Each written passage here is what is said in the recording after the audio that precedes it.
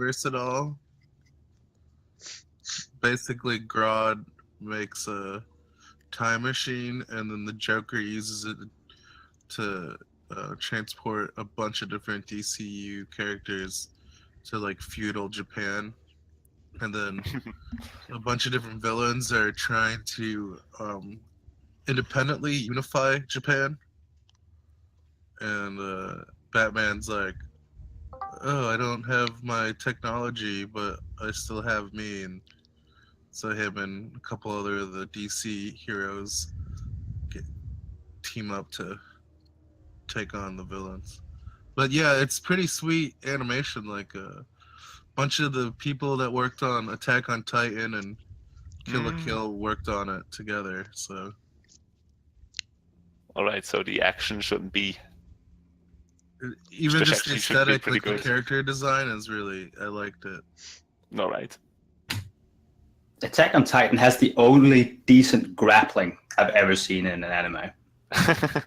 You mean like grappling as in the wrestling style, or like grappling? Yeah, grappling as in, wrestling. He actually throws up like an armbar and triangle, and it looks like it might be legit, as opposed to everyone else who just kind of hugs each other. I was just curious because there's tons of grappling like hook stuff in it. Like, oh yeah, no, none of that. That I cannot do, and I wouldn't know if it looked right. The hip-mounted grappling hooks. So before we get started this week, I'd like to get a handle a little bit on what magical items everyone currently has and what they are attuned to. Oh boy. So Garn, what magical items are you carrying? Staff of Striking.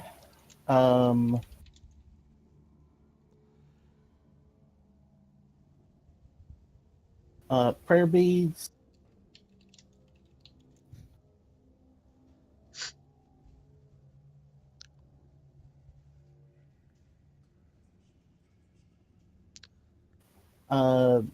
Stone idol that gives saves, but that is not attuned. Yeah.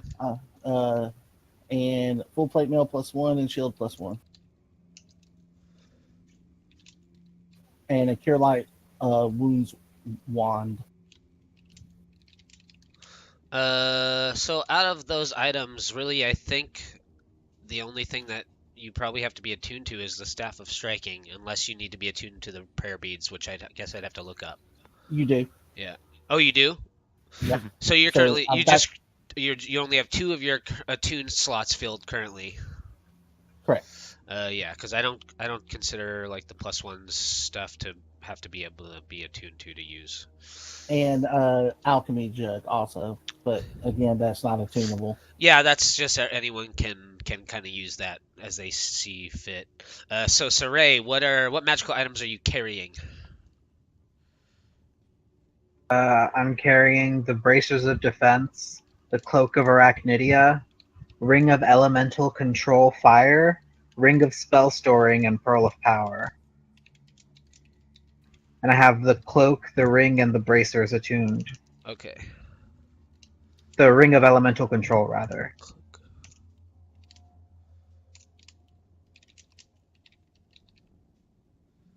Thank you, sir. Thalia, what magical items are you carrying? I'm carrying a sword +1, which I'm looking up the name right now. Lightbringer it is. Ah, yes. Yeah, Lightbringer. So that probably right. That might need a tuning, because I think it does. I it think does, so. Yeah. Lightbringer. So I have also gauntlets of augur power, a breastplate +3, and the shield +1. And I'm assuming that the shield doesn't need a tuning, otherwise I wouldn't be able to use it. Or it does not. Just a regular +1 items or +2 items or +3 items. Those don't need a tuning. It's only if they have other magical abilities, innate magical abilities, that they start to get into the area of needing to be attuned. Yeah. So you're pretty good to go. So I think for you it's just Lightbringer and Gauntlets of Ogre Power that you're attuned to, probably. I don't. Yeah, Lightbringer. Yeah, Gauntlets. The breastplate doesn't need a tuning then in this not case? Yeah. not unless it's. I know you had a breastplate for a while that also gave you like Mm-hmm. a resistance or a save bonus. So if it's Mhm. not that breastplate, then the breastplate +3 doesn't need a tuning. I have also the plate of Harvard Knights and a Whelm with me. I think, am I wearing the plate of Harvard Knight? I'm not quite sure, to be honest. I only have written down my armor class. That would be up to you. I'm assuming if you're just trying to stack armor class, you're probably using the breastplate +3. Yeah, in this case, Yeah. it's probably this. Yeah. And then obviously if you whip out Whelm, you'll if you didn't leave it buried in the cellars of the manor back home, then obviously if you start using that, you'll need to attune to it. All right. Yeah. Sigismund, Yes. what magical items are you carrying? I have the +1 shield, I have a +1 longsword, I have the snow globe. I have the small token that was given to me by the little creatures. Yeah, the spirit creatures. Yep. And Galadia. You also have Defender, don't you? No, you transformed Defender into Galadia. Oh yeah. I'll take both if you want me to have them. So you're really only attuned to Gladia currently, right? Yeah. Okay, cool. Wuce, what magical items are you carrying? Yeah, that was an accidental click. That wasn't. I have a rapier +1, dagger +2. I have the crossbow belt +1. I have a cape of Monteblanc. The what's this? It's your teleportation cape. Yeah. I'm trying to see this item. Hugh Haxon's. 1 second.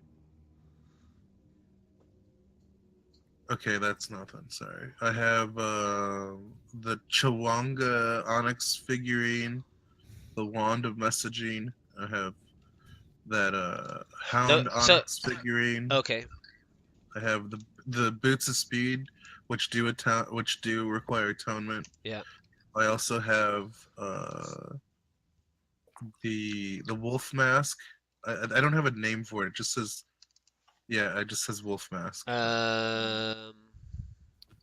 That's the one that resets after. Yeah, the full moon or whatever. Yeah. I don't, and then I have the little crystal sliver thing that causes people to hallucinate. It's called I have the dart. Needle dart. Yeah, the dart. Yeah. Causes hallucination. So your cape and your boots are, I believe, are the only two things that need attunement. I looked at the cape; it doesn't say atonement on it. Oh, really? Yeah. I think that's an item from the books. So if it doesn't say that it needs to be attuned to, then it doesn't need to be attuned to. Okay. Yeah. I mean, I just read it while you guys were listing off the other players were listing off, so I didn't see it on there. Can see if I can. Cape of Mount Bank. Mount Bank, yeah. Wondrous item. Because usually it has it in parentheses after that part, right? Yeah, it does. But I didn't see it. Yeah, it doesn't say, so it does not require attunement. So currently I just am attuned to the boots. Just your boots, yeah. Cool. Thank you. Riceak, what magical items are you carrying? Sorry. Did I say the Onyx dog figurine? Yeah.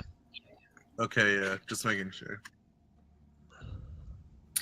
I have 2 +1 scimitars. Do not require attunement. Yeah. I have the Olam's harp, does not require attunement, and I have the horn of alarm sounding, does not require attunement, and I have a magic whiskey bottle, also does not require attunement. Okay, cool. Very good. 3, huh? That is it. And again, I apologize for being dead last week. I don't mean to set up a game and then just waste your guys' time like that, so I'll try not to do that anymore. You guys can blame me. All the harps require attunement.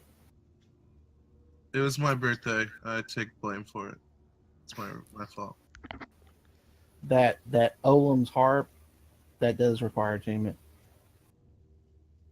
Okay, one item that I've been carrying for months has attunement. Then. Yeah. We gotta go. I didn't think that anyone was over, but now that we've, like in the last couple sessions, found some more, like there was a spike in magical item acquirement, so I just wanted to kind of get a hold on what everyone had, because I hadn't been writing this stuff down, so I'm going to start writing this stuff down sometimes. Now let me ask you, Sorey, explain to me your process when you are making Arcana checks on magical items. What does that look like? What do you mean? Do you handle the object? Do you just do it from a distance? Mostly I'm asking for currently who has Babar's axe. What did you guys do with it? I thought I picked it up. I don't think anyone decided to wield it, but I know we have it. Nobody decided to wield it. You did try to make an Arcana check on it. I don't know if you. I don't remember exactly if you tried to actually cast Identify on it. Garn, I'm pretty sure I did identify it. Garn, let me ask you a question. We found out that it had a curse on it. Yes. So let me ask you something. What are your hands like covered? What do you wear like as protection? Like do you have gloves as like a part of your armor? Or are your hands just kind of exposed, like is skin exposed on your hands and anywhere? Full plate, so I assume that I'm wearing gauntlets with that. Okay. And so you guys have just placed the axe inside of the bag of holding, I guess? No, because it couldn't fit. That's a two-handed axe, right? Uh-huh. Yeah, it couldn't fit into the mouth of the bag of holding. Is that something that I said? Yeah. I think you guys can probably fit it in there. Okay. Then yeah, that's the reason why I said I was carrying it. It's because we couldn't get it in there. Oh, you had it in your inventory? I had it marked down in the party loot. Yeah, but I was just carrying it because that's all. Yeah. I don't have it attuned. It was just I was carrying it. If you guys can stick goblins and people in the bag of holding, you can stick a great axe in the bag of holding. So works for me. Okay, cool. So you don't like touch objects when you Arcana check them, Sorey? You had Garn kind of hold it out in front of you. I think what I would do is probably kind of like whoosh my hand over the object, not touching it, but just kind of like since I'm trying to identify what it is, like sort of feel the magical energies around it or whatever. Okay, cool. Just making sure, because I did write up an actual item card for the axe, so cool. I wish I could use it. Well, you could always take a gauntlet off and put your hand on it and see. Still doesn't give you proficiency. Right? Well, you don't know. You don't know what it does. Yeah, we did. We identified it. Oh, you did? What did I tell you exactly what it does? I don't think you did. Okay. I think you just said it was evil. You cast an identify ritual on it, Sorey? Yes. Okay. It is called Axe of the Grey. It is a +2 weapon. Axe of the Grey must be attuned. Axe of the Grey is cursed. If the axe is touched by bare skin and does not have a current owner, the person touching the axe must make a DC 15 Charisma saving throw or become instantly attuned to the axe. If attuned in this way, you become instantly aware of the axe's abilities. The curse can be dispelled by removing curse. By the remove curse spell, or if another person accepts the axe willingly. If you become attuned to the axe, a visible crown of necrotic energy forms around your head. Your alignment becomes neutral evil, and spells like Detect Alignment or a Paladin's Divine Sense will show you as such. Between Worlds is an ability the axe has. Using a bonus action, you may use the axe to tear through the fabric of the material plane and open a gate to the Shadowfell that remains open for 10 rounds. You may also use a bonus action to open a tear back to the material plane that also remains open for 10 rounds. Power of Shadows. Despite the axe's massive size, it is made of pure shadow. The axe may be wielded in one hand, but still do the damage of a great axe. If the axe is wielded as a two-handed weapon, instead, it rolls 2d12 for its damage. When the attack action is taken, the number of attacks per round you make is doubled. Example, if you are a 5th level fighter with 2 attacks per round, you attack 4 times instead. A 5th level berserker with reckless attack would attack 6 times per round instead of 3. Afraid Holy shit. Afraid of the Dark. Being attuned to the axe gives you proficiency in Intimidation. Servant of Baal. Once every 30 days, the axe demands a life to retain its power. An innocent must be slain by the axe or the wielder dies. There is no save, and anyone killed for this purpose cannot be returned to life by any means. If he wasn't so fucking evil, I'd have it. Yeah, that last part's the only thing that will stop me from using it. Yeah, not the change in alignment or anything. Yeah, who cares about the change of alignment? Damn. I do. Yeah. Well, Wait, which alignment? Sigismund, you would face a different end if... Oh, that's not good. I don't know if Probably not like a great, fantastic kind of McDonald's end. Well, it would basically... Galadia and Axe of the Grey would make opposing checks against each other, and if the Axe won, the bottom part of Galadia that I put on your item card would happen to you. Fuck. And that's something that you would sense from your divine sense, I guess. I get. So don't do that, please. Which alignment No. does it take you to again? Neutral evil. Yeah, I tell you what, that would be my personality trait would have to change really fast to go neutral evil. My friends know they can rely on me no matter what. Not anymore. But you would be able to wield it, Garn. I can't do the last part of it. Yeah. I mean, after my alignment changed, I could, but At some point, we're gonna need someone to wield it, so it's gonna be bad. It's a great axe. It's a great axe, yeah, but effectively it can be used as a one-handed axe. So, like, I could pick it up. You could, yeah. Basically, you gain, like, it becomes a part of you pretty much. So, like, you gain the proficiency to use it. well, he has proficiencies. Ranger also, right? Yeah. Yeah.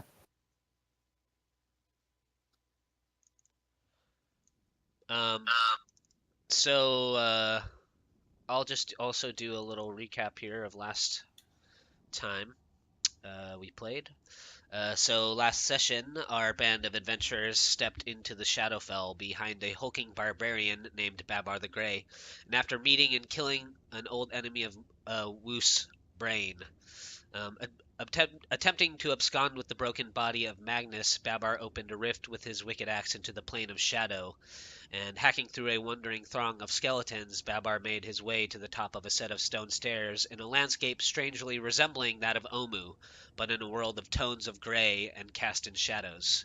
As he turned down to look down upon the party, following hot on his heels, through the portal, Garn sprung wicked spines from the ground to block Babar's path of escape. At this very moment, the piles of bones shattered by Babar's axe began to whirl and form into a spinning tornado of bones. A pitched battle ensued, and Babar, in a rage, leapt from the stone steps, leaving Magnus's withered form in a pile of volcanic ash at the top of the stone stairs. The whirring mass of bone began to envelop members of the party as Babar attempted to dismember anyone he laid his bloodthirsty eyes upon. Garn turned the mass of bone with the power of Thardhar and sent it sprawling into a band of cultists, directing some mutated ogres who were pulling large bricks of obsidian through the shadowy mirror of Omu, and together the party finished off Babar the Grey. Not knowing if it was the scent of blood or simply the commotion, howls began to echo off the high walls of the sunken streets of Omu, and darting through the shadowed ruins came a pack of dark and ferocious wolves with a deadly breath that could chill the bone. After felling the beast and thwarting the Paladin, and thawing the Paladin, sorry, the party started to examine some of the remaining magical items left laying in the ash, now slowly covering the dead bodies of Babar and Magnus like gray snow. The black opal, once embedded in the forehead of Magnus, was pried free, and after some careless examination of such a dark object, it found a new home in the rat's temple, causing him to lose control of himself for an evening, where he became once what he sought to extinguish from the world.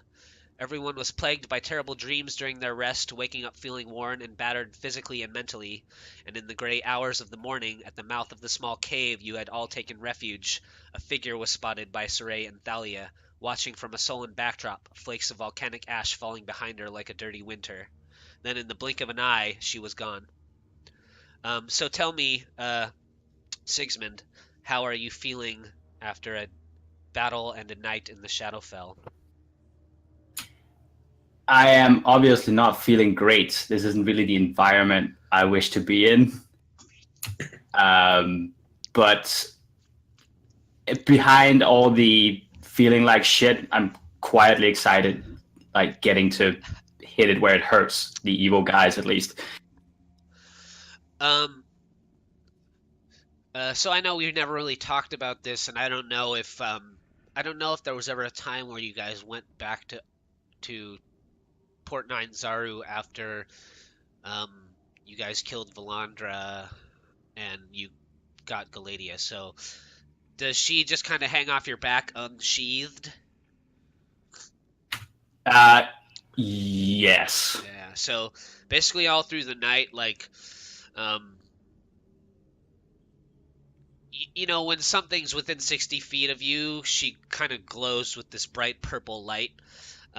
So mostly all through the night, while you guys were resting in this small crack that you found in one of the walls of Omu, she's just been kind of pulsing like a beating heart, basically. You know, not glowing full on, but just kind of like there's so much undead energy just flowing through this place that she just kind of quietly pulsing on your back or wherever you've set her for the evening while you try to get some rest. Garn, tell me how you're feeling about your time so far in the Shadowfell. There's plants here. I'm fine. Okay. It's just really, really dark and dank. So, yeah, I'm not the happiest person.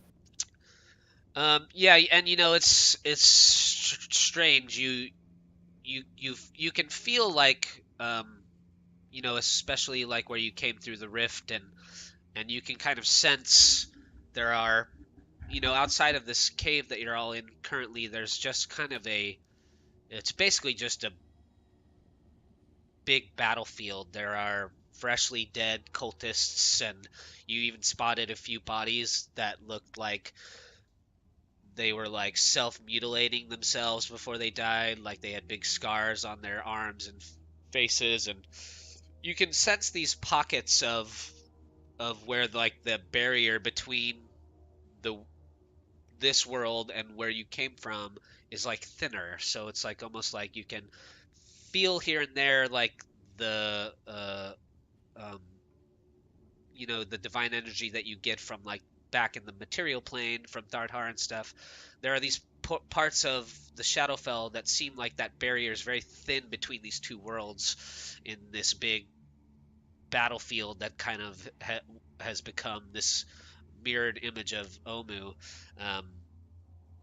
But like at the same time, there are parts where like that tether that you have with your god is very, very faint, and it's like you almost feel like you might lose your divine power altogether. Thardhar just does not have much presence here.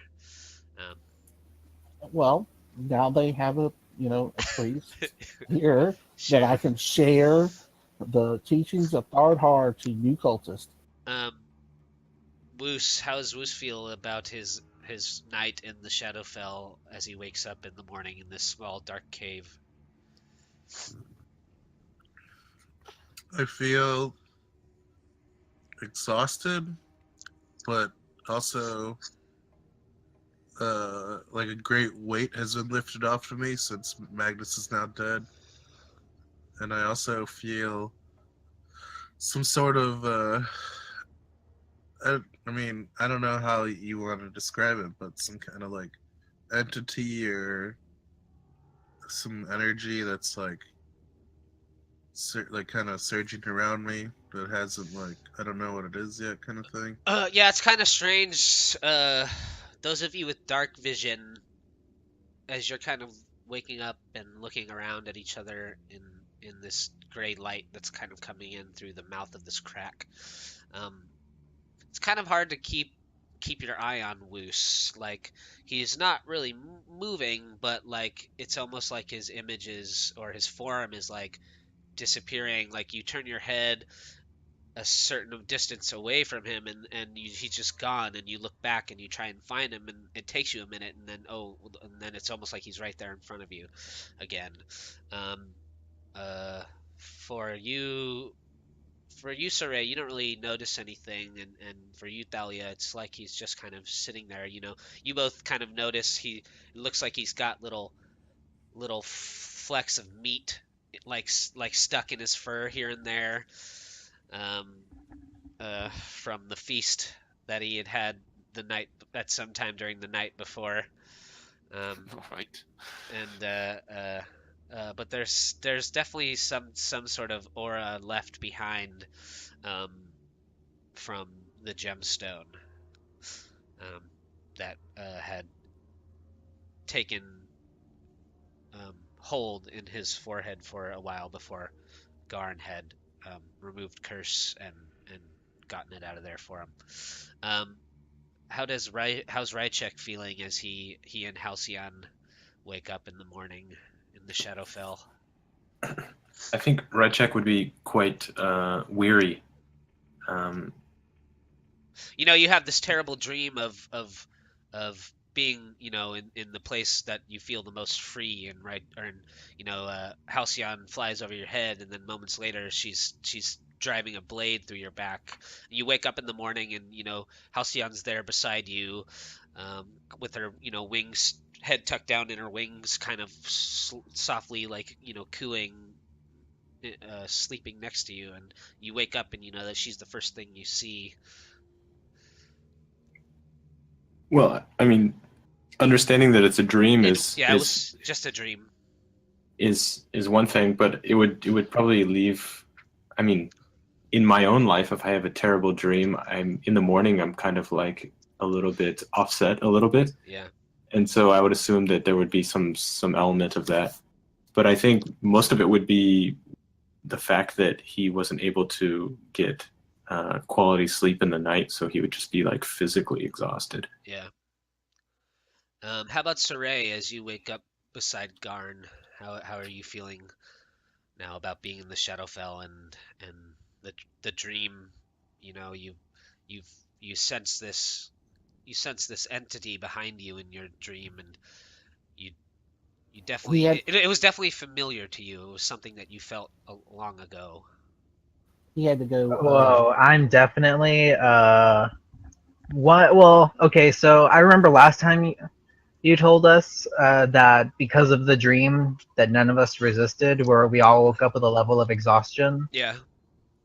So probably exhausted, but also amused by the Shadowfell. Like, I want to know what else out there is to see, or what the relevance of these dreams might be, and this familiar presence.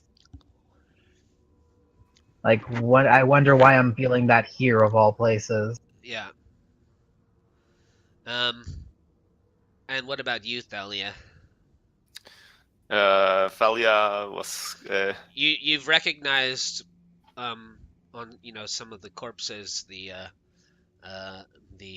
markings of your deity, and some of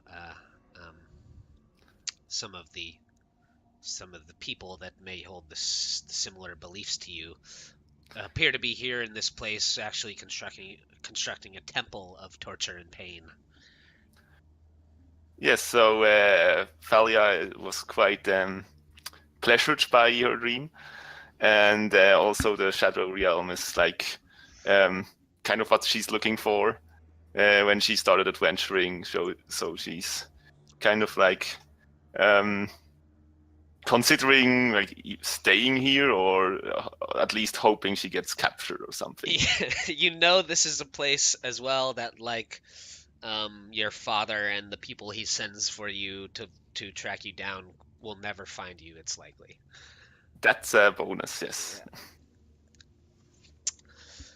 Cool. So yeah, you guys wake up in this crack in the side of the wall of this um shadowy copy of the world that you came from just a day ago. You look out through the crack and you can see the volcanic ash kind of falling. You know, you can see just outside the crack in the cave there's a few inches of ash actually piled up on the ground now after a few hours of being undisturbed. You know, the bodies of the wolves that you skinned Wuce are now kind of blanketed in volcanic ash as you come out. And what do you guys do as you step back out into Omu?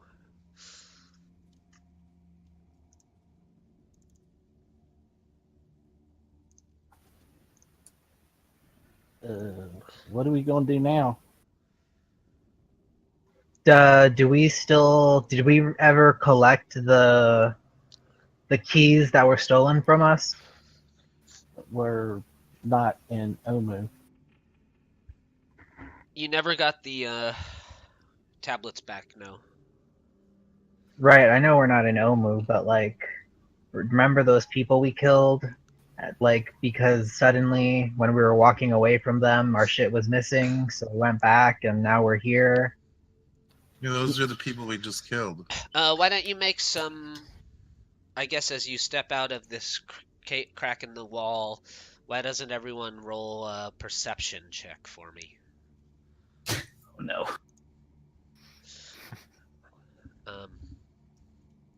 Oh, hello. Nice. So immediately a couple things are pretty clear. There are still let's see, there are still those big mutated ogres just dragging big obsidian bricks up from the volcano down at the southern portion of the city, and they're being kind of directed by roped cultists and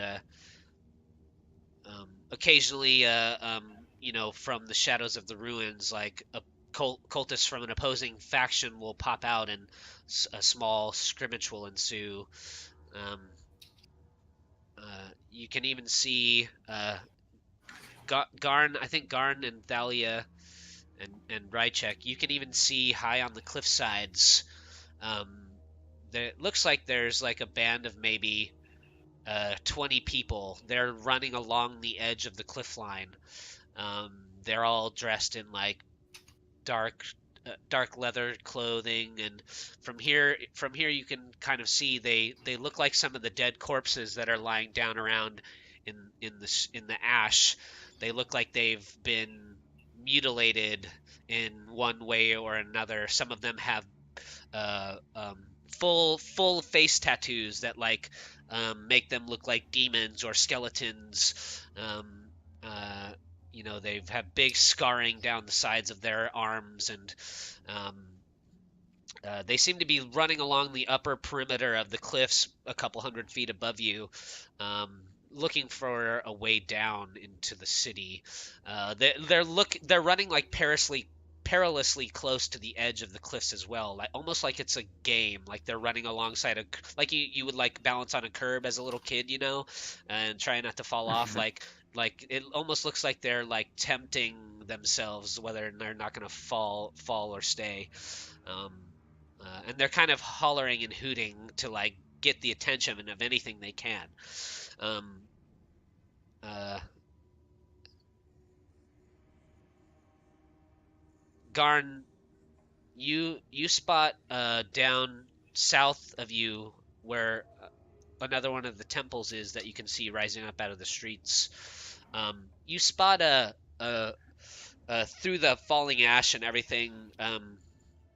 Everything here is kind of in tones of gray, but you spot this person on the back of a large black horse, and he's looks like he's walking up the boulevard um, towards you guys, but he's moving very casually, and you can see kind of steam rising out of the nostrils of the steed that he's riding, and its eyes are kind of glowing like red embers, and it almost looks like flames are licking up off of its hooves and tail. And you can see the powerful muscles of the steed kind of black and oily, moving as it trots forward up the streets towards to where you guys are currently tucked away in the ruins. Um, it almost looks like he's just kind of patrolling.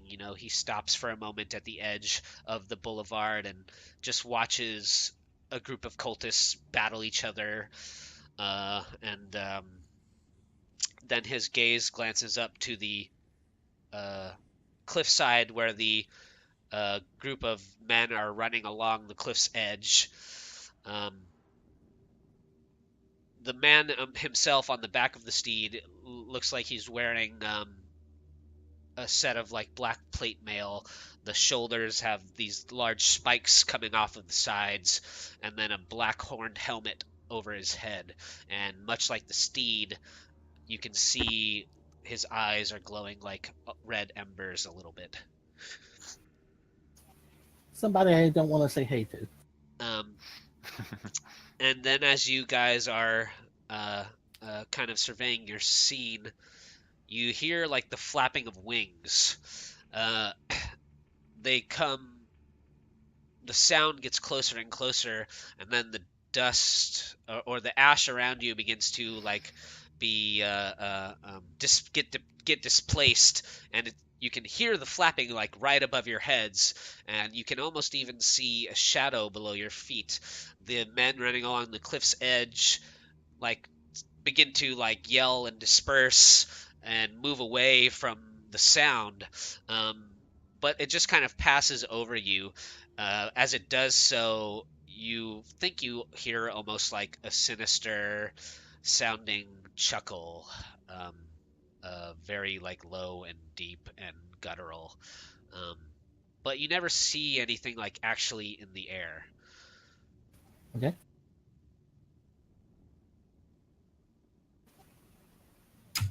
Yeah. So go ahead. Sorry, no, go. You go ahead, Sigismund. I was,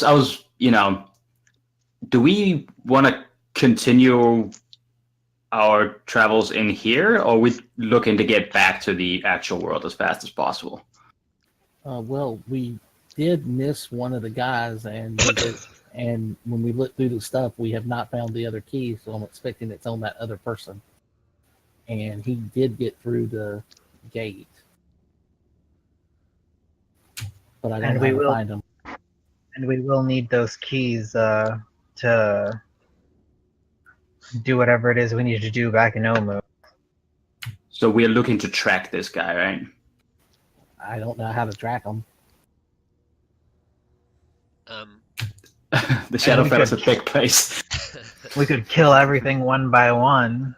Yeah, that's probably the best plan, actually. As you guys are discussing your next course of action, from maybe 10 or 15 feet away, you hear a woman's voice, and she says,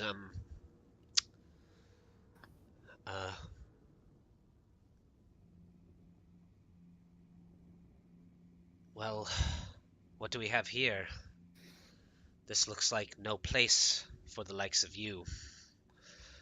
And you turn, and Thalia and Sorey, you see the woman that you had seen standing in the mouth of the cave just maybe 10 or 15 minutes ago when you first woke up. You can see her better now. She's leaning against a crumbled structure. She has this long brown hair that looks like it's turned mostly to gray, but there are like you can still kind of see that it used to have some color to it, and has these long pointed ears that are sticking out of the hair. This dark bandana that's kind of tied over across one eye. She's very tall and thin, and you notice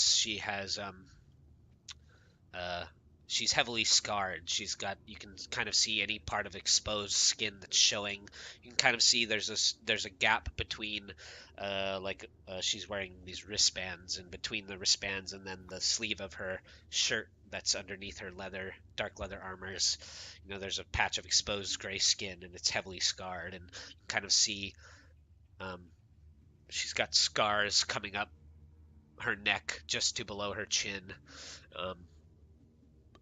And she says,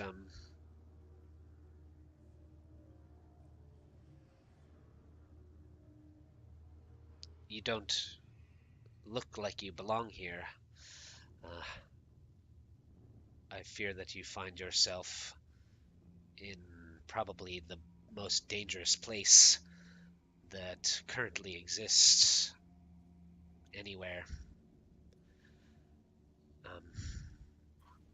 I've seen worse. She points to the volcano. And she says, I fear soon that whatever these cultists are waiting for will arrive, and one of them will curry its favor. And when that happens, we're all doomed. She kind of looks you all over one by one.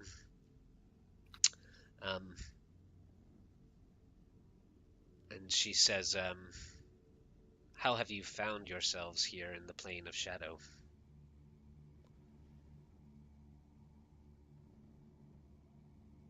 Oh, somebody stole things from us and we chased them and killed them. But we haven't gotten our stuff back. There was a gentleman that used an axe to cleave the actual plane of existence, and then we walked through after him because he had something that we needed, that they stole, as Sorey said, stole from us. So we were able to eliminate them, but there seems to be at least one more that has our stuff. So she says, so did you come from the prime material plane? Yes, I guess. It's the place where Thardhard holds sway. She looks around her and she says,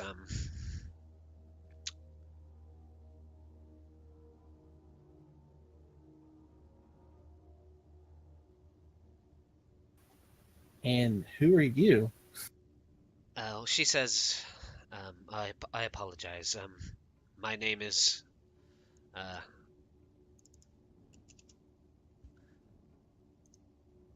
Alessandra. Alessandra Simber.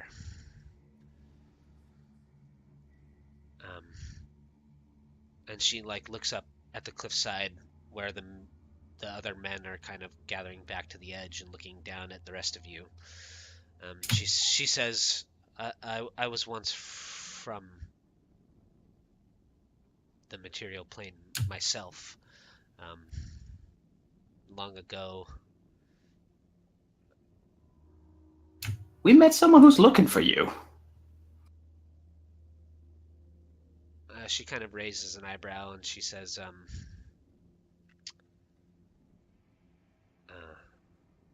you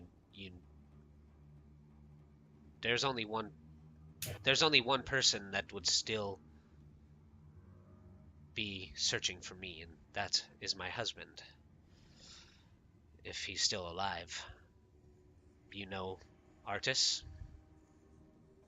Well, he is. There's a lot of people looking for him on the other side. So he's probably still alive. She says, she lets out a very heavy sigh. And she says, how much do you know of the history of Cholt? Not a lot, I'm afraid. She says to keep it brief. Can I make a history check? Yeah, sure. Just gonna ramble off everything you know about the history of Cholt. Yeah, so she says to keep it brief. I came to these lost lands about 100 years ago. During this time, the Isle was in strife. The inhabitants of Omu were struggling against a powerful Yuan-ti. He tore the people and the city itself apart. Some of the inhabitants of Omu decided to leave and start a new city by the name of Mesro, while some stayed here in Omu to struggle with the Yuan-ti and not let them take from them what they held so dearly, their lives and their home.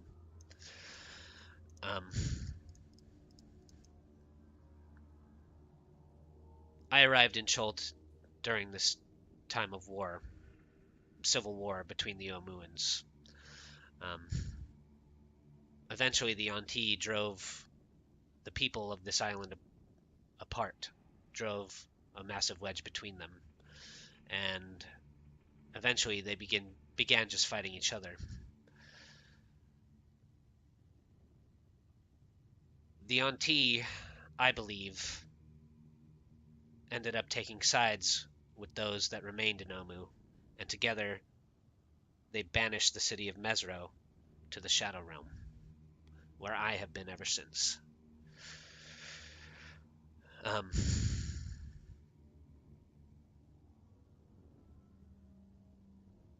I've been doing my best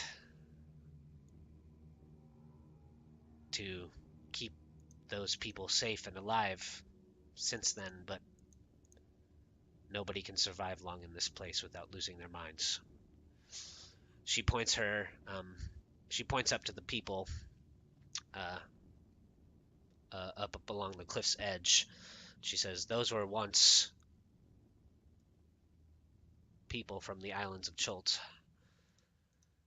They are what remain of what once were good and honest folks, but they are now driven mad by the Shadow Realm. They take part in games of death, and they mutilate just so they can feel alive. I've been looking for a way to get us home ever since we disappeared to this place, but in that I have been unsuccessful. It would not surprise me that Artis has tracked me down to here and has been looking for me ever since I disappeared. We were supposed to meet in Omu. I came before him, and he must have arrived by the time I was gone. We were to help the people of Cholt to solve their differences. We were diplomats at one time, and bring peace to the island, or try to anyways.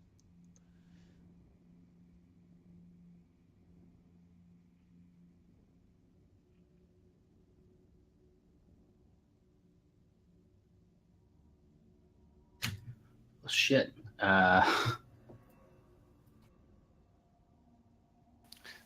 So you're telling us that there's no way out of here? No way that I've been able to find. I mean, We do know a way out of here. It just takes one of us to succumb to the axe. Correct. Plus, we need those keys before we leave. She says, I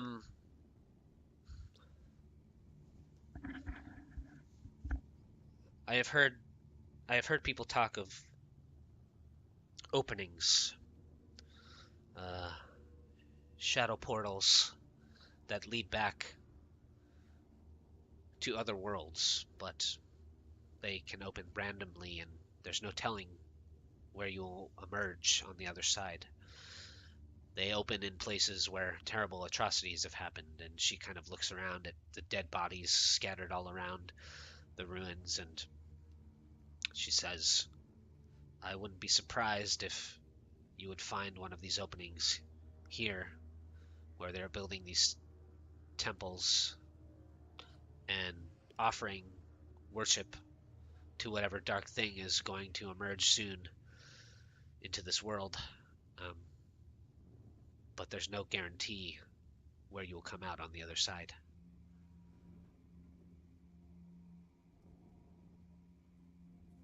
Sounds like a fun game of chance to me. Are you familiar enough with this realm to track people?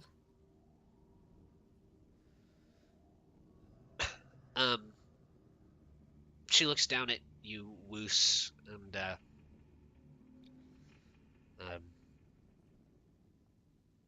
she says, I have survived here this long. Me and my people come from the far side of the island. We came to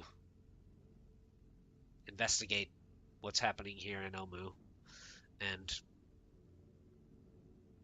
satiate the dark needs that keep us alive and sane to a point.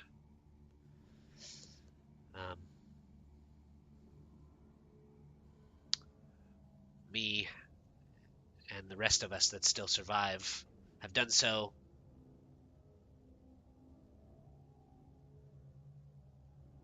by learning the secrets of the Shadow Realm. I could likely track What are you searching for? A person that can turn invisible that came out of the portal at the same time we did. And you're starting to notice, like, kind of like Wuce, this woman's like, she's kind of hard to keep your eye on. Like, she's standing in one spot leaning against the structure, but, like, it's like, you know, you blink and it, like, you start looking around like she's gone, and then you turn back to where she was standing, and then she's there again. Like, it's a really weird sensation. Like, she just it looks like she's, like, fading in and out almost of existence. It's the only thing that really keeps her in your view is the falling ash that's kind of coming down around you all. It kind of shapes her, but she just blends in very well with the surroundings in general. Sorry, what was the last thing you said? I said it was a person that can turn invisible. Oh. She says, but she says, yes, I could likely help you track. I could likely help you track someone down. We just arrived here on this side of the island, and although atrocities happen all throughout this terrible land, I have definitely not seen this much death in some time. If these shadow portals do exist, might be able to help you track one of those down as well. She looks towards the three temples. She spots the guy on the nightmare down the way and the mutated ogres, and she says, my people might likely be able to create a distraction or two and allow us to move through the ruins unimpeded. What are you getting out of this? She looks at you, Garn, and she says, well, if what you say is true, and Artis is still out there looking for me, I'd like to return to the material plane, find my husband. Works for me. How have you survived here for so long? Well, you can tell that she's an elf, so she lives a long time. But she says, when I and the inhabitants of Mesro were transported to this place,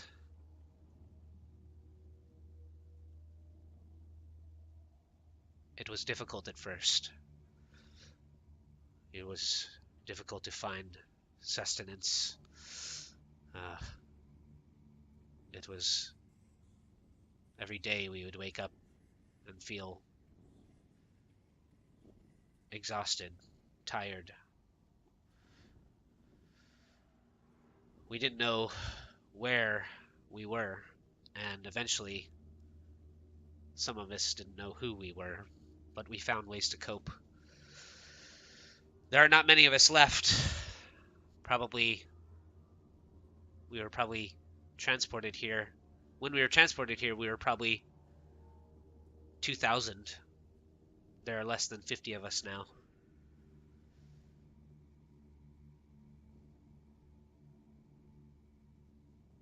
And what have you found here for sustenance?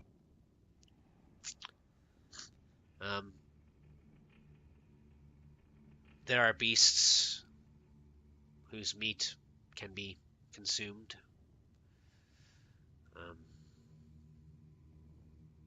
There are things that grow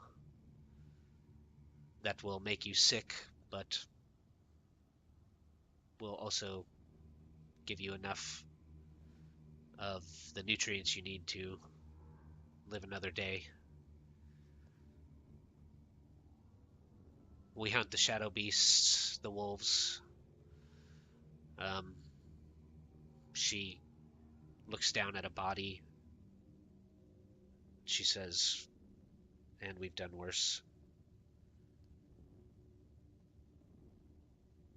Implying that they've probably also eaten people.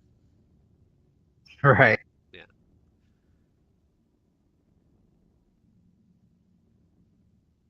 Truthfully, I don't know what will happen to me if I return to the material plane. I haven't seen sun in so long,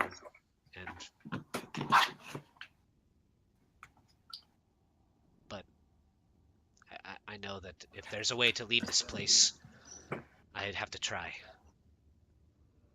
And I would like to bring as many of my people with me as I can. Though, I don't know what they'll do on the other side. Our life is a life of violence. Ours is too.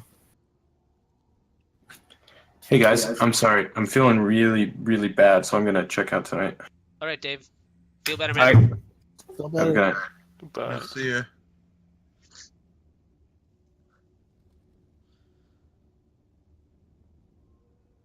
Well, we could definitely, probably get you back to the material plane, but we do need to get the things that were stolen from us first.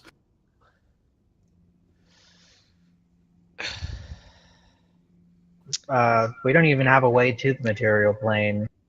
The Yes, axe. we do. The axe. It's just someone's got to attune to it. I was hoping we wouldn't tell them of the axe. You know, seeing as how they're desperate to leave this place they've been for 100 years and everything. But you know, whatever. They didn't attack us on sight, so Yeah, we got something. Yeah, because they don't know what we had on us.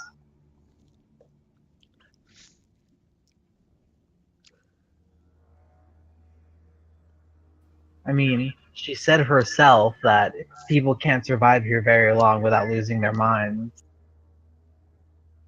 They're not people though. They're elves.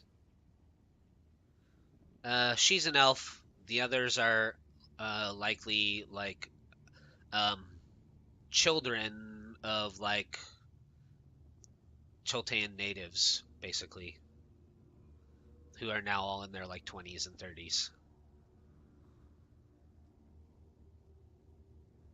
and have Are they and were like born here and have lived here like their entire lives. So it's like Lord of the Flies kind of thing. Yeah. Well, okay? Well, um, They're called the Shadow Kai. are do we see all of them? Or are they like all around right now? They're or standing on the ridge, looking down at Alessandra, talking to you all. what? Are they also doing that thing where they're kind of hard to see, or no? No, it's just her. What's your name? Alessandra. Alessandra. Alessandra. There's no R at the end. Sorry, Alessandra. Alessandra. I noticed that. Or do I notice that thing happening with me or no? You probably haven't noticed it yourself. Yeah. What's the deal with it being hard to see you? Um. She says.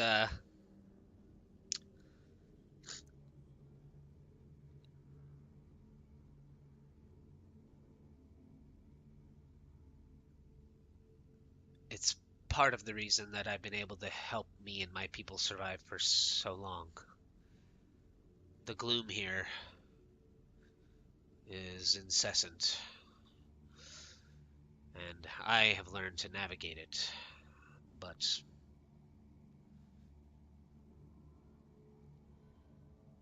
I've certainly paid the price, and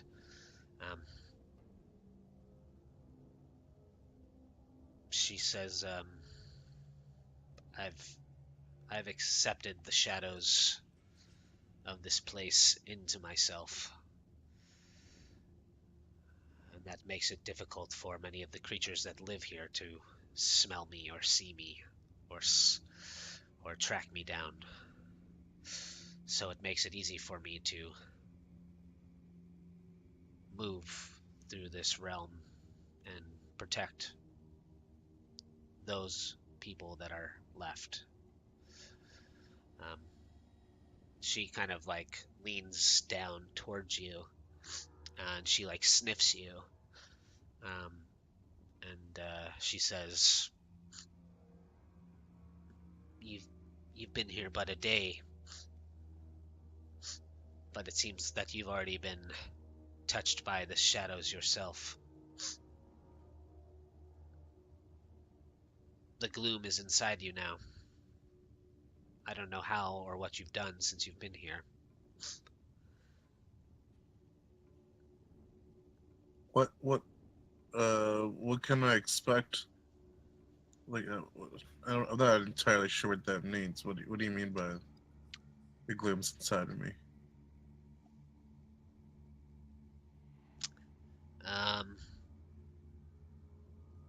She says, "Here, come." And she kind of steps off of the leaning against the structure, and she does kind of like a twirl, and all the ash that's been accumulating on her kind of flakes off down onto the ground, and she almost totally disappears from view. Um, and you can still see her just fine, Thalia and Sorey. But those of you with dark vision, she's just totally gone. And she says, "Shake out your fur, rat, and follow me." Okay, I do so cautiously. And just like her, Wuce like shakes off the ash from his fur, and he just disappears from your vision. And she begins to like walk up the stairs, um, and where like Magnus's corpse is at the top. And at this point, as she's ascending, the guy riding the flaming the dark flaming horse is like moved almost all the way up the boulevard and is like right near the edge of the stairs where she's just nonchalantly making her way up. um, and you can see that the horse is like beginning to like kind of do that like as she's like getting closer. um, but she walks to the top of the stairs, and the knight's sitting on the steed, watching the end of the battle between some of the cultists who are directing the mutated ogres up through the streets towards the other temple. And like you make it to the top of the stairs and stand beside her, and she's maybe 5 feet away from this knight and the horse, and she steps right up beside him and turns and looks up at him, walks around the front of him and the horse kind of like moves as she moves around him, and is um like scratching one of his hooves on the stone. And the rider seems confused, and he pats like the horse on the neck, and it kind of calms down, and the rider's like looking around, but his vision just passes right over Alessandra and right over you. And uh she turns and walks back down the stairs, gestures for you to follow. And as you guys get to the bottom, she says, something has touched you, and you've only been here a day. I can tell because you haven't begun to mutilate yourself yet. Wait, what's that? I haven't what? You haven't begun to mutilate yourself yet. The more time you spend here, the only thing that makes you feel alive is killing or hurting yourself. Killing others or hurting yourself. So I can tell that you guys have not been here for very long, but something has happened to you already. And the essence of the Shadow Realm is now trapped inside of you.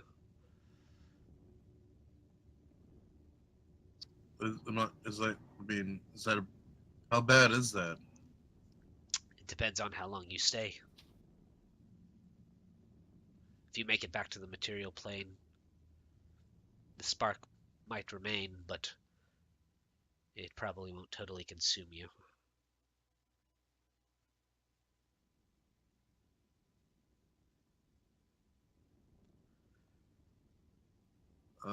Well, we have very little choice in the matter. Yeah. Guess let's try and get those keys and make a perception check for me, Wuce. I'll do one for her as well.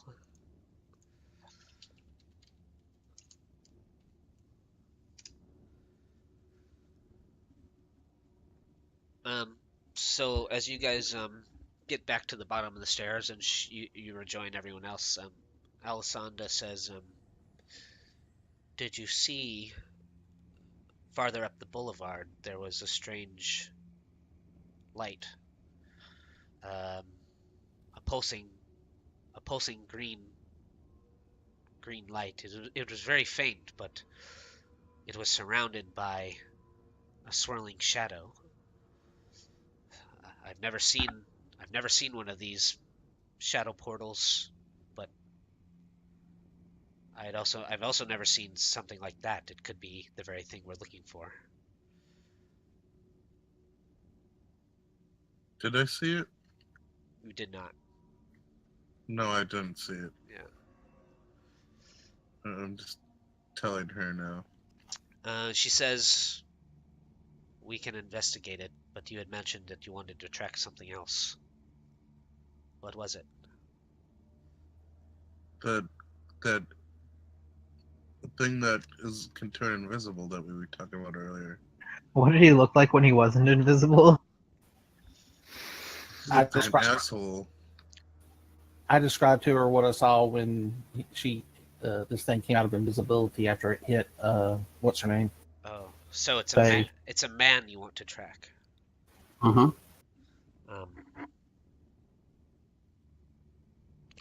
She says, show me where you came through. Walk over to where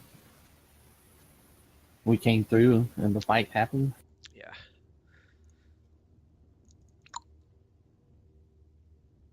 She will, she kind of kneels down, where Babar came through the tear. And she, like, puts her hand out, and there's nothing there. She's just kind of feeling the air. She says, I can feel the barrier here is still thin. And she looks down at the ash. She'll make this check with advantage. She says, you had a fight here, no? Yeah. She says it's hard to distinguish anything. It was pretty chaotic, and the ash has been falling through the night. Hey, you're the one who said you could track things. I said I could try. I can't pick out any specific set of footprints that are not any of yours. Too much ash has fallen from the volcano, covered most of the tracks that were here. But perhaps we can pick up something else. We should make a plan, though. That dark night atop the horse, I sensed a strong power from him.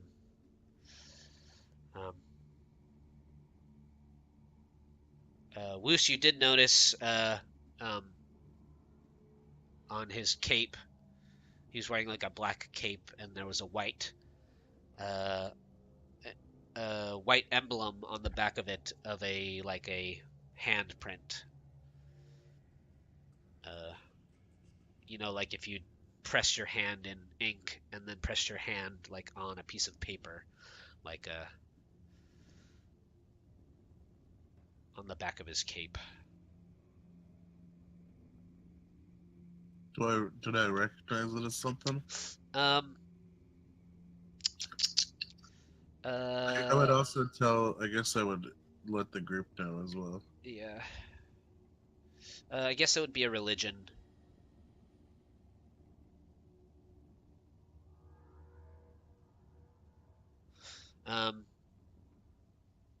You know what? I guess Alessandro would say he serves. He serves. We've tortured some of their cultists already before. They have made their ways into the jungles, and they found Mesro.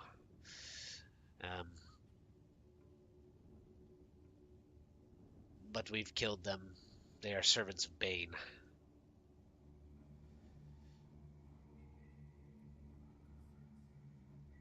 He might be their general.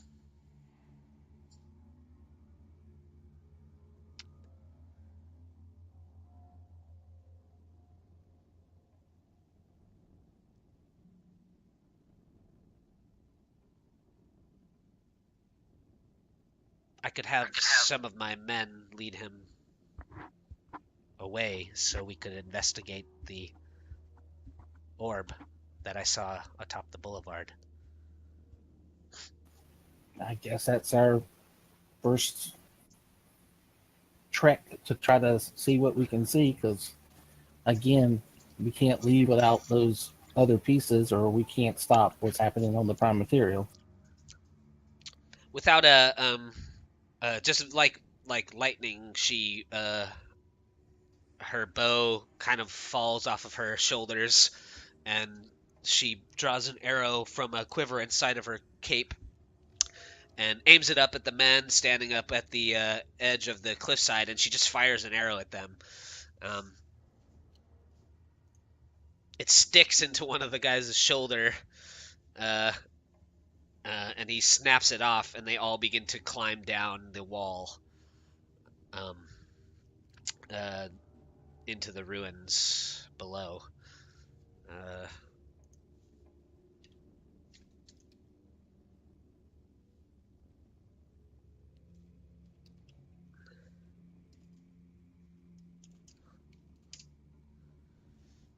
As they're climbing, a couple of the men lose their grip and fall a few hundred feet. Fall about 100 feet. Their bones breaking as they land on their backs, but about 18 of the rest of the other 18 make it down.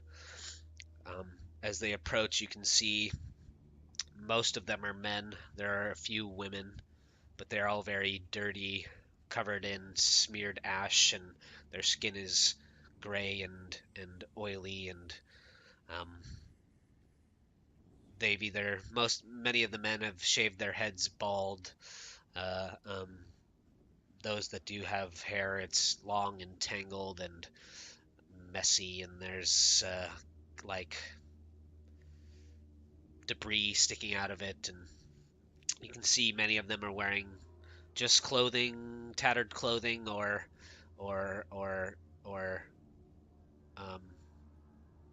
furs that have been made out of like the Shadow Wolf pelts that you had skinned, Wuce. Most of them have hundreds of scars lining their arms and necks. Some of them are heavily tattooed, like just when people do like those blackout tattoos where they do their whole arm is just black. One of them says, actually, the one that got shot in the shoulder by Alessandra says, "We answer your summon. What is it you want us to do?" And she nods to the knight up on the boulevard, and she says, "Half of you lead him away. The other half start exploring the ruins. You know we've come looking for the shadow portals. Kill as many occultists as you can." And they all kind of grin with delight, and you can see they all have these kind of crazed, half-sane looks in their eyes, half-insane looks in their eyes, and the two respective groups split, and it is a fucked up way to summon, yeah. They split, and half of them begin to just charge up the steps. The two leading that group, the knight notices. Let's see.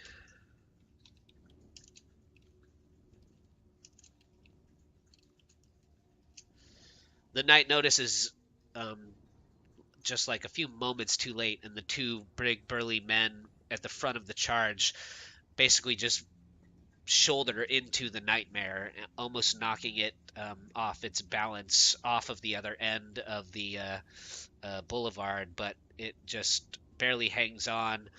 It kind of rears up at the edge. One of its flaming hooves kicks one of the cultists in the face as the steed comes down, and then the rider slaps the reins of his horse, and it like a ring of flame appears in front of him, and the horse darts through it, and then you can see him appear like 100 feet down south of where he was just standing, and he gallops towards the temple, and those cultists follow behind, shouting and yelling with glee at the promise of slaughter. The rest of the men kind of fan out, clamber up over the boulevard and off into the ruins of Omu, exploring for cultists that they can sneak up on and kill, and looking for something resembling a shadow portal of sorts. What they're not really sure exactly what it looks like that they're looking for, but they all follow the orders of Alessandra. And then she begins to walk up the stairs and turns towards where she saw the glowing green orb of light pulsing in the street. Follow her.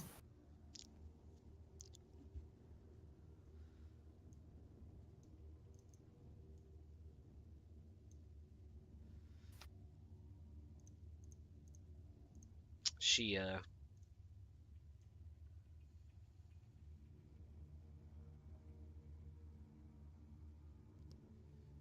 let's see. I can't remember if I made a map for that part of the city.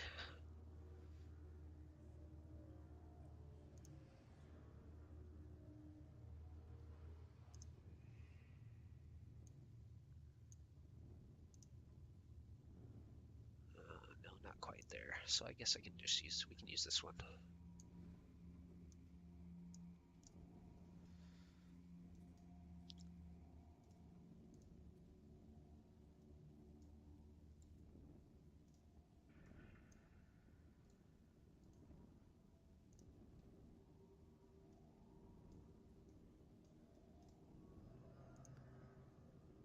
Whoops.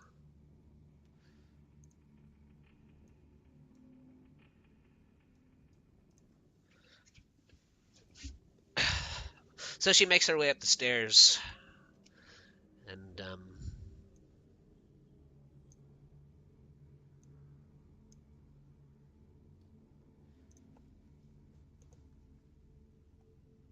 she doesn't get too close, but you all follow behind her. She's about 30 feet away, and you spot this kind of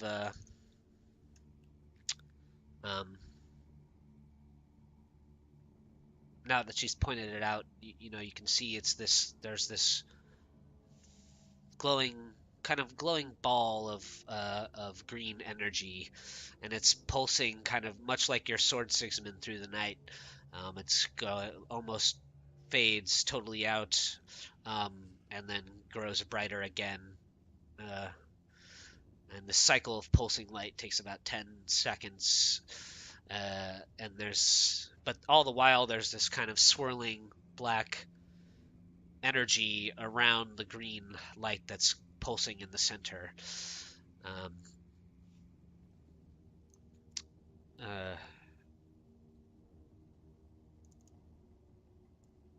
I would say, let me see what.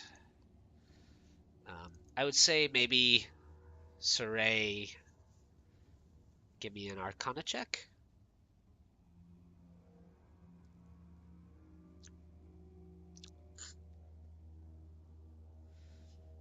Ouch. So you definitely don't recognize what this could be, and as far as you can tell, it very well could be one of these shadow portals that Alessandra is talking about. It is very clear that there have definitely been some atrocities happening around here. You know, you can see up now that you're up on the boulevard, there have been a couple other battles that have taken place up here. You can see it looks like, you know, the boulevard in parts is just kind of littered with bone. There are like patches of where the ash has fallen on pools of blood, so there's like this dark black patch of ash where all the ash has been kind of absorbed and coagulated into these patches of disgusting mix of ash and blood. And you can see like up just past the this glowing green orb, like there's a body that's been just kind of cut in two at the midsection, probably like only a few days ago. Um, you can see a little better now off to where you had banished the bone tornado to the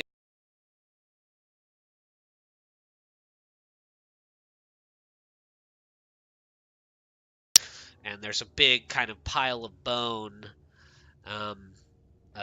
Why don't I guess 15 passive perception is kind of still enough. So as you look over the edge towards that part of the where that fight happened between the cultists and the bone wall, you can see now someone has taken the bones and like spelled out a message with them. Basically, they've arranged them so that it reads something, and what it says is that I'm watching you.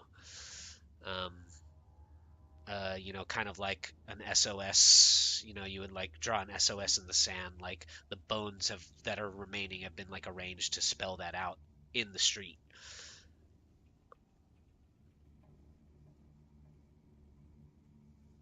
Okay. Um, I pointed out to everybody. Wuce, or not Wuce, sorry, Garn. How close do you get up to the glowing orb?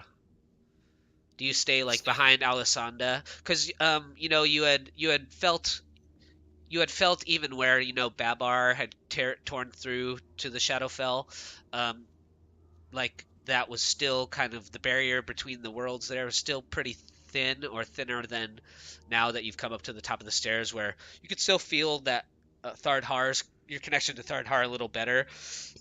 And so you know you feel like if this were a shadow portal and the barrier was thinner at these points, and and it led back to the prime material plane, you would sense that connection grow stronger again if that's indeed what it was. So why don't you just give me a straight up wisdom check?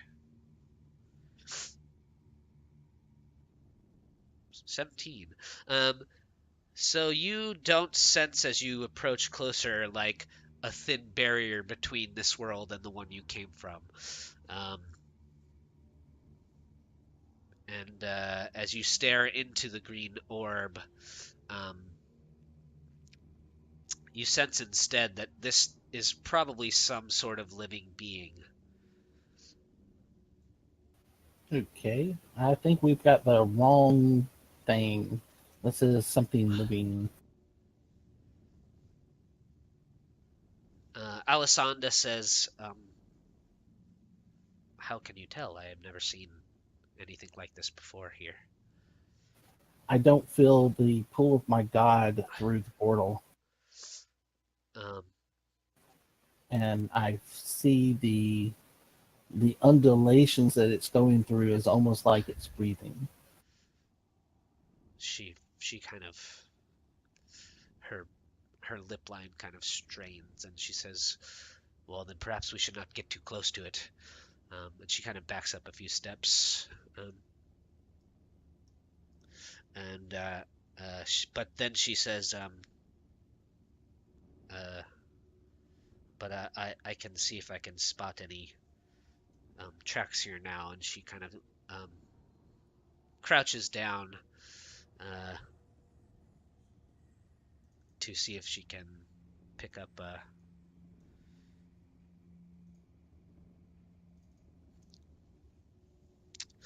she says she kind of dusts away some of the ash where the mounted knight was sitting, and um, uh, um, then a few feet, she moves up a few feet, and she says the ash looks displaced here. I can see what looks like a single set of footprints. They look like they have headed down the other set of stairs, off in the direction of that temple where those abominations are finishing their construction.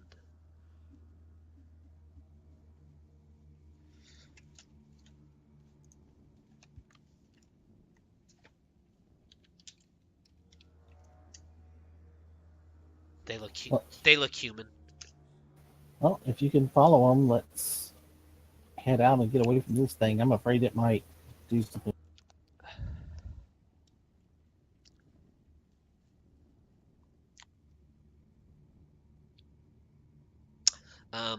As you guys head down the other set of stairs, you see a small grouping of little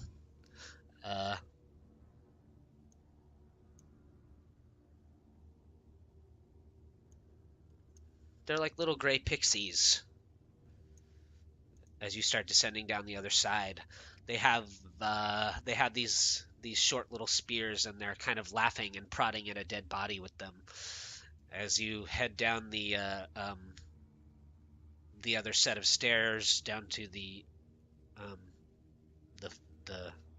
floor of this side of the boulevard, they all kind of look up in unison as you're descending, and they grin. They kind of grin up at you guys, and then they pop out of existence. And you can hear like a childish giggle as they disappear.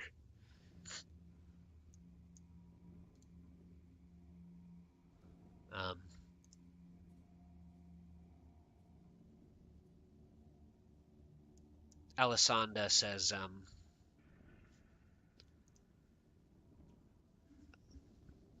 "Oh, great. Now we're going to have some Arindi playing tricks on us." The what So- now? They're called here Ardini. It is basically void speech for trickster. They are mischievous and vile little creatures. Now that they know of our presence, they will certainly find a way to hinder our progress. They're more than welcome to try. Famous last words. That's what we thought when I said that to Valindra Shadowmantle, and she's dead. Yeah, so was I, motherfucker.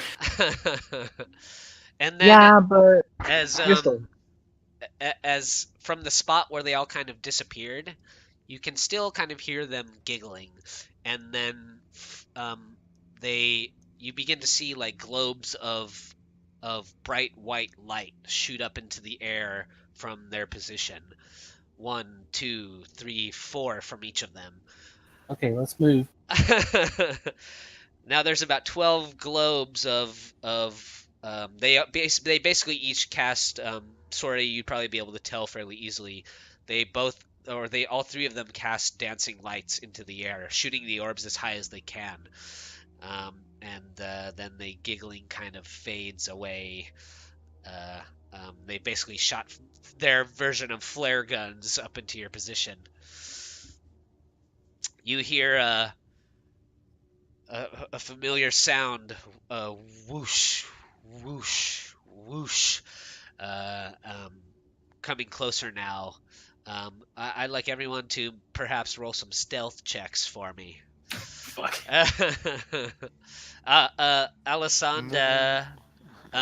Alessandra raises her hand, and like motions it in a wide circle above her head, and you see like some of the ash kind of rise up around your feet, and she casts Pass Without Trace, giving you all a +10 to your stealth checks. That's You want good. me to re-roll? No, you can just use the rolls still. 18, 27, 20. +10, yeah. I'm at 40.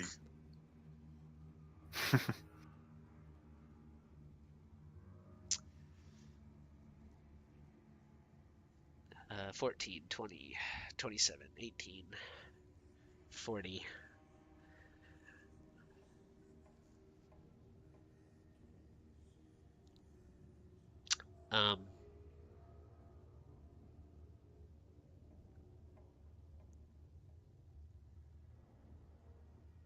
So you all kind of rush down the set of stairs, and there's like a kind of a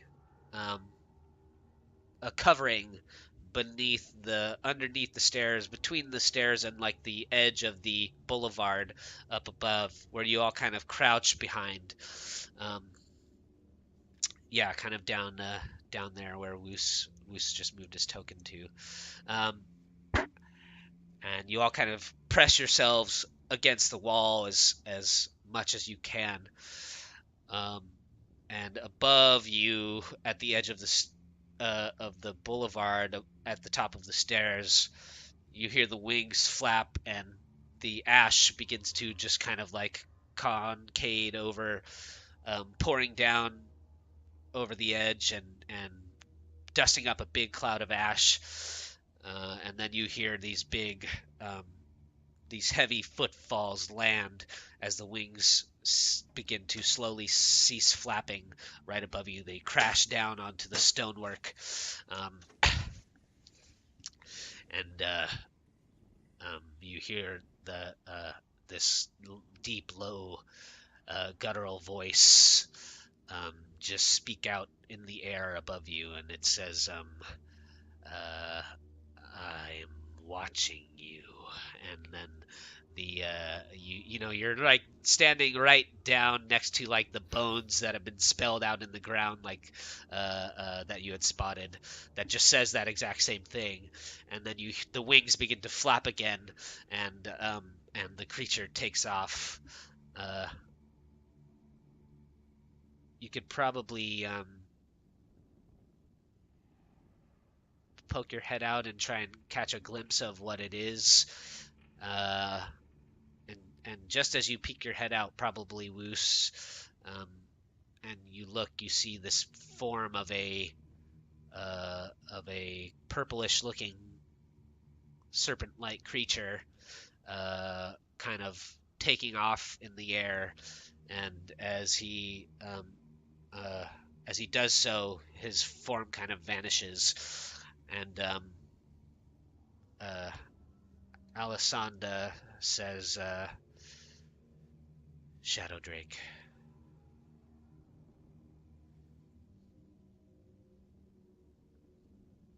He's toying with us.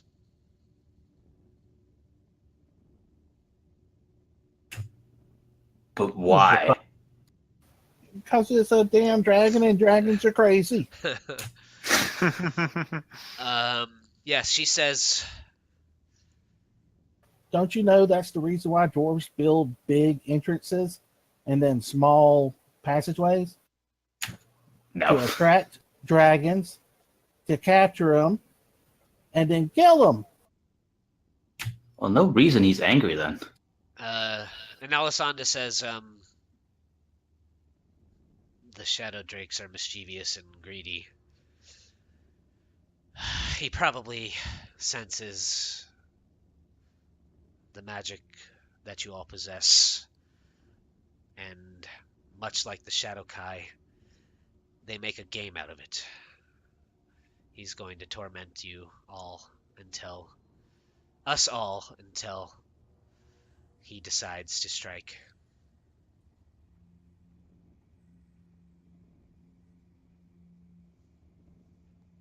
Well, I guess we just have to finish up before he does then.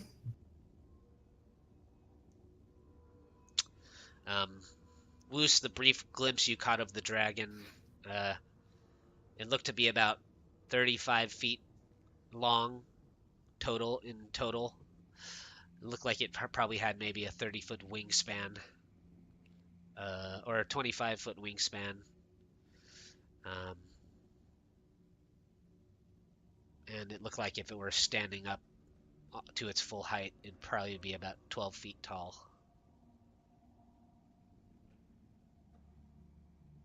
Fuck that thing.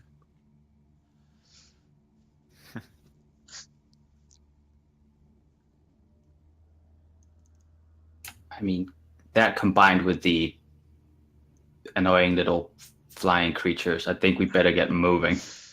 Yeah, eventually you hear the sound of the wings kind of fade away.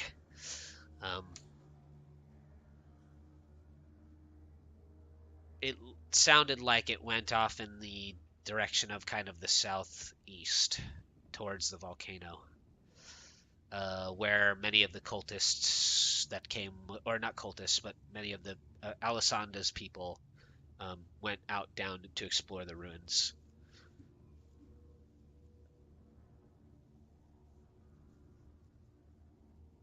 Alisanda says, yes, you're right. We should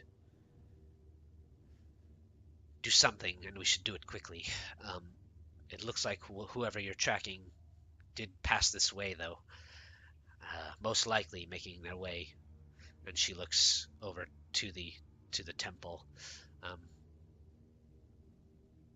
You can see there's two cultists up ahead of you, a few hundred feet. They've got their backs to you, and they're behind one of the mutated ogres. They're kind of directing him up towards the temple, and he's dragging one of the big blocks of obsidian behind him.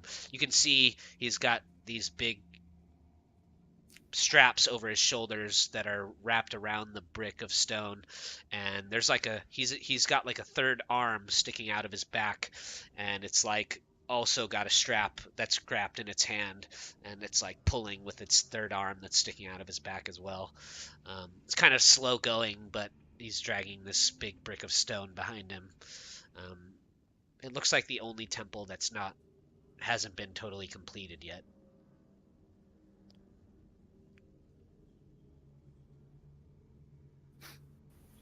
What I wouldn't give for a suggestion spell right now.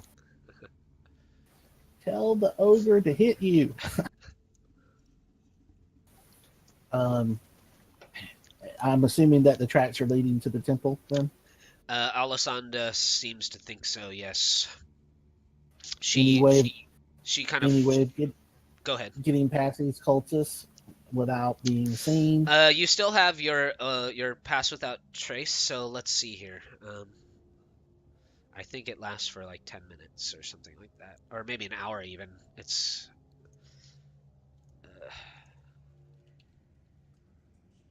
pass without trace duration. Concentration up to 1 hour. Yep. So you've got as long as you're within 30 feet of Alisanda, you have +10 bonus to your stealth check. It does,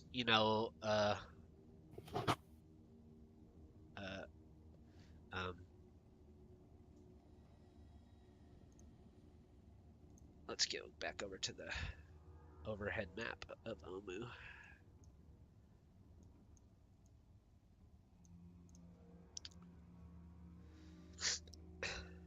So you guys are probably like about here now. This guy's made his way back down here. This guy's probably a little lower down.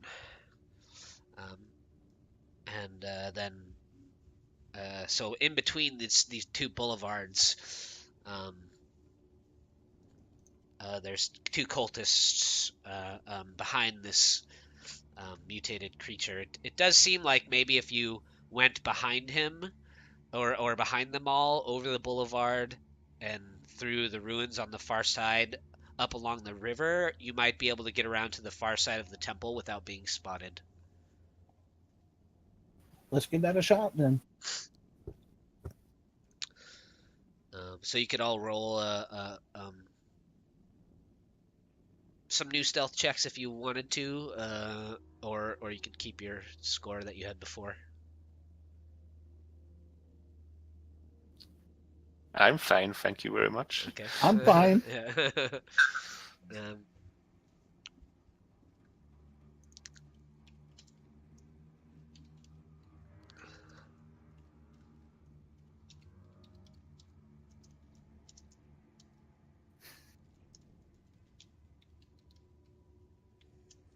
Oh, I didn't mean to roll it twice.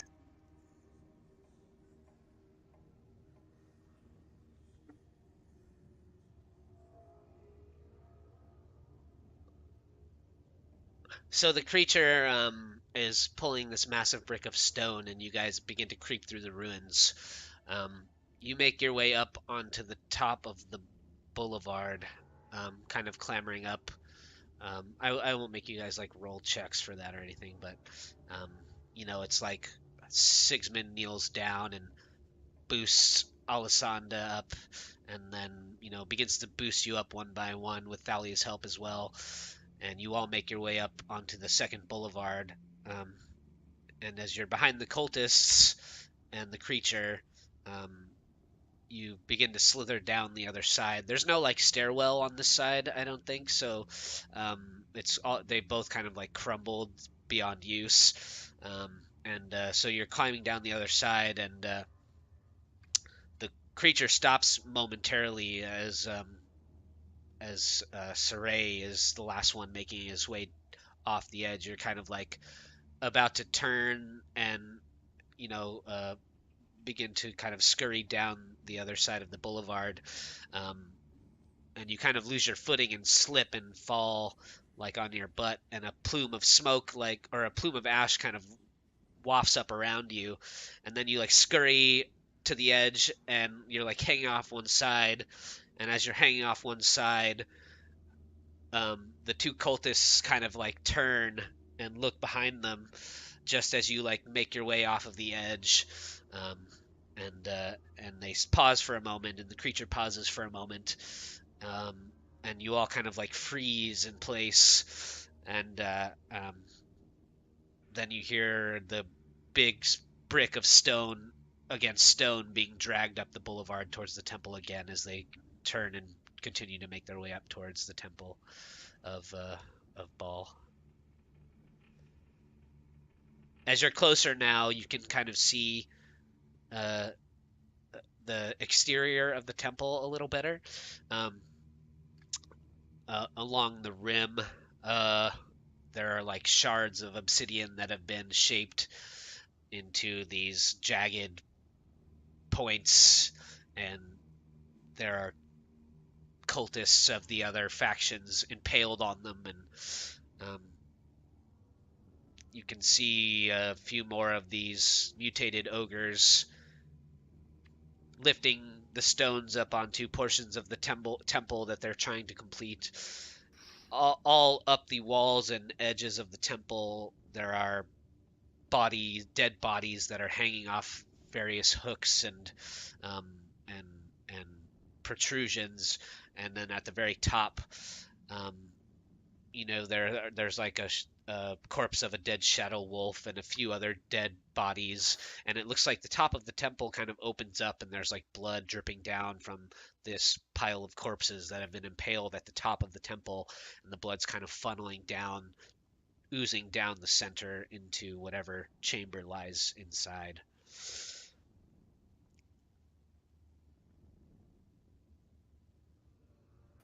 Start heading in, I guess. See if we can find a way into the place. Yeah, does the tracks lead inside? I'll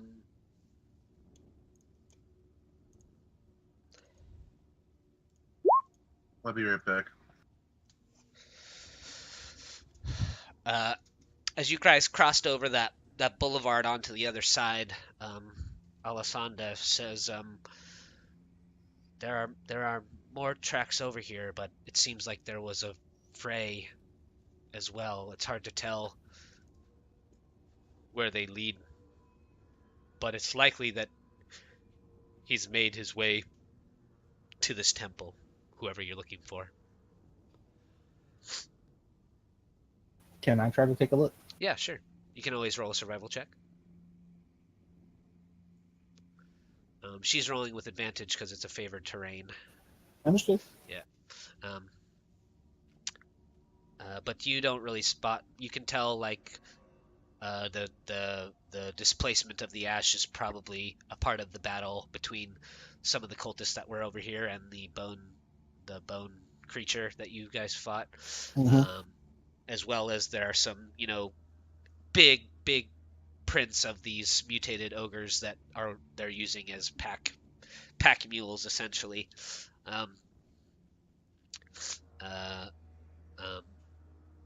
And it's kind of hard to tell. There's been too much disturbance in the ash to pick up a solid set of single tracks that lead away. And if there was, it's been kind of covered overnight by the ash that's kind of raining down throughout the city from the volcano. Got you. Let's see. So we're about 5 minutes off of being halfway through. So that's probably a good place to take our mid-session break. So let's do a five minute, and we'll come back. All right. All right.